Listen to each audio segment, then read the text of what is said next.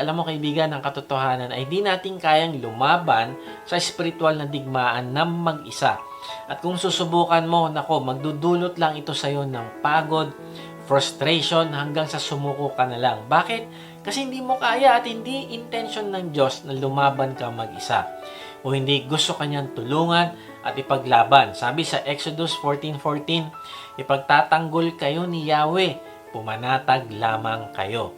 Ang ganda ng verse na ito, sabi dito, ipagtatanggol kayo ni Yahweh. At ano daw ang dapat nating gawin? Sabi diyan, pumanatag lamang kayo. Now, hindi ibig sabihin nito na wala tayong parte doon sa pakikipaglaban natin. Kung hindi meron tayong parte, ang parte natin ay tuloy-tuloy na kilalanin natin ang Diyos. Tuloy-tuloy na palaguin yung ating relasyon sa Kanya. Palaguin yung ating pagmamahal sa Kanya, tuloy-tuloy na pagsunod sa Kanya, tuloy-tuloy na pagpapasailalim sa Kanyang kalooban sa ating buhay, tuloy-tuloy na pakikipag-usap sa Kanya at pag-aaral ng Kanyang salita, tuloy-tuloy na paglilingkod sa Kanya, at kapag ginagawa natin ito, inilalagay natin yung ating sarili sa ilalim ng Kanyang proteksyon. Hindi mo kailangan makipagsuntukan sa dyablo. Ang kailangan mo ay patuloy mong isama sa iyong buhay ang Diyos. Ang ibig sabihin, nang isama mo siya sa iyong buhay, ay pumapanatag ka at nagtitiwala ka sa Kanya na habang sinusunod mo siya, na habang inuuna mo siya sa buhay mo, ay siya ang bahalang lumaban at magtanggol sa iyo. Now, ang tanong, paano natin paghahandaan ng spiritual battle sa ating buhay? Basahin natin yung Efeso 6:10-11. Bilang pagwawakas, magpakatibay kayo sa kalakasang galing sa Panginoon at sa Kanyang dakilang kapangyarihan. Isuot ninyo ang buong kasuotang pandigma na kaloob ng Diyos upang mapaglabanan ninyo ang mga pakana ng dyablo. Sabi dito ay magpakatibay kayo sa kalakasang galing sa Panginoon. Now, hindi sinabi dyan na magpakatibay kayo, kaya nyo yan, o magtiwala ka lang sa sarili mo. Hindi, sabi dyan, magpakatibay kayo sa kalakasang galing sa Panginoon.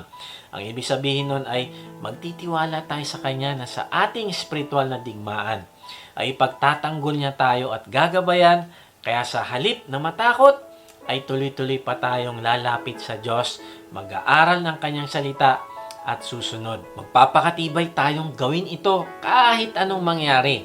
And then, ang sabi dyan, isuot ninyo ang buong kasuotang pandigma na kaloob ng Diyos upang mapaglabanan ninyo ang mga pakana ng dyablo. Ang kasuotang pandigma ay regalo sa atin ng Diyos upang maging matatag tayo sa labanan. Sabi sa Efeso 6:13, kaya't gamitin ninyo ang kasuotang pandigma na mula sa Diyos.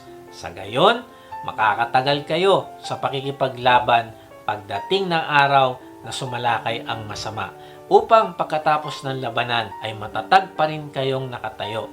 Ang goal ng Diyos ay manatili tayong nakatayo kahit pa tumagal ang labanan. Kahit anong hirap ng labanan, ay mananatili tayong nakatayo kung gagamitin natin ang kasuotang pandigma. Now, sino ba yung ating kalaban?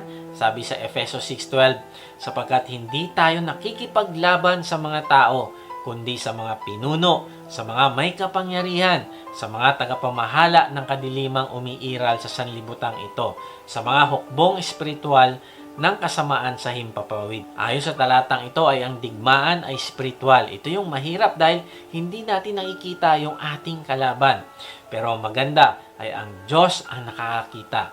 Alam niya ang pakana at plano ng kalaban at handa siyang tulungan tayo.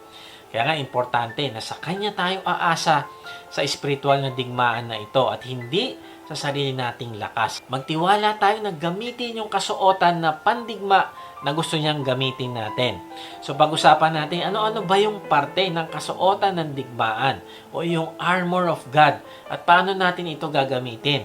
Merong 7 sandata tayong pag-uusapan. Bagamat yung pang-7 ay hindi kasama sa kasuotang pandigma, ay makapangyarihang sandata pa rin ito na ibinigay sa atin ng Diyos. Ang 7 na ito ay number 1, the belt of truth. Number 2, the breastplate of righteousness. Number 3, the shoes of the gospel of peace. Number 4, the shield of faith.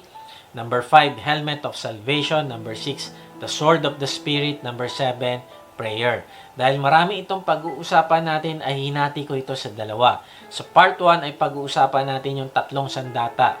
At sa part 2, Lord willing ay pag-uusapan natin yung 4 na natitira.